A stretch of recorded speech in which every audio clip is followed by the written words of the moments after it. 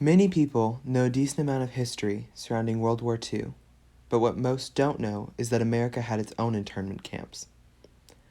Ours were meant specifically for Japanese Americans who, because of their ethnicity, were all deemed a threat to the war effort. Internment camps wrecked the lives of many Japanese American families in the 1940s, as seen through the journey of the Wakasugi family in Farewell to Manzanar by Jean Wakasugi Houston and James D. Houston. But to fully understand the effects of these camps, you need to fully comprehend what was going on at the time.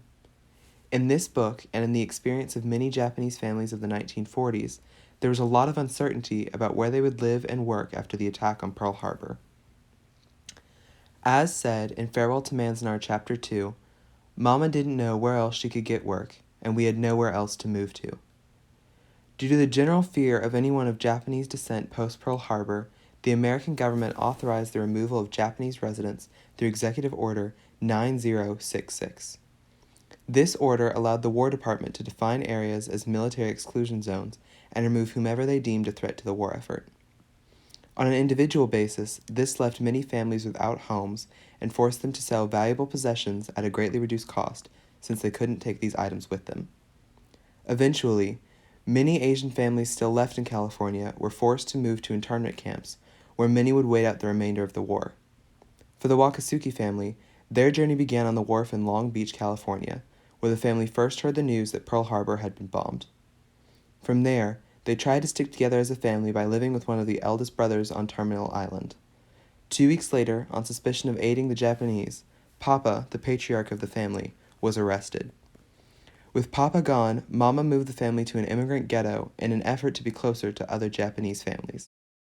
2 months later, they were told by the government they had to leave Terminal Island, and so they moved to Boyle Heights in Los Angeles. Roughly a month after that, they, along with many other Japanese families, were forced to go to an internment camp called Manzanar, much further inland. Though she was young, Jean saw the psychological toll the uncertainty of their situation took on her mother. The best example of which is her narration of Mama's crying for several days following Papa's arrest. But the torment did not end there. Once these families arrived at their respective camps, they discovered the deplorable living conditions. Many of the facilities were unfinished and there was not much privacy. At best, you could expect Spartan-style accommodations, but many families, including the Wakasukis, had incomplete buildings with holes in the walls and floors that allowed an unending stream of sand in. According to the Densho Encyclopedia on the psychological effects of camp, Japanese Americans endured dehumanizing conditions at these internment camps, including poor housing and food and a lack of privacy. More often than not, there would be 5 or more people assigned to one 16 by 20-foot building.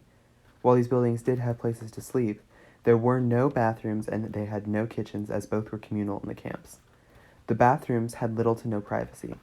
Furthermore, having not studied Japanese culture, the chefs in the dining halls at these camps were oblivious to the customs of traditional Japanese food. For example, in Chapter 2 of Farewell to Manzanar, the Japanese are horrified to learn that the cooks have poured canned apricots over the rice. The Japanese do not eat rice with sweet foods. This, coupled with the fact that the cooks only had military In traditional rations to work Japanese with, households, meant the many family would Japanese eat people dinner interned at together. these camps But survived since on they had to eat in substandard the food dining for halls, years. they began to eat with friends instead of as a family group. Over time, the Wakasugi family began communicating less and eventually became quite dysfunctional. Upon realizing the effect eating with friends in the dining halls was having on Japanese families, American military officials ordered those interred to eat with their families as they traditionally would. However, according to Farewell to Manzanar, my own family, after 3 years of mess hall living, collapsed as an integrated unit. Furthermore, other families had a hard time readjusting to eating together, and there were many complaints at the camps over the enforcement of this new rule. Overall, these camps had lasting impacts upon the Japanese Americans interred within them.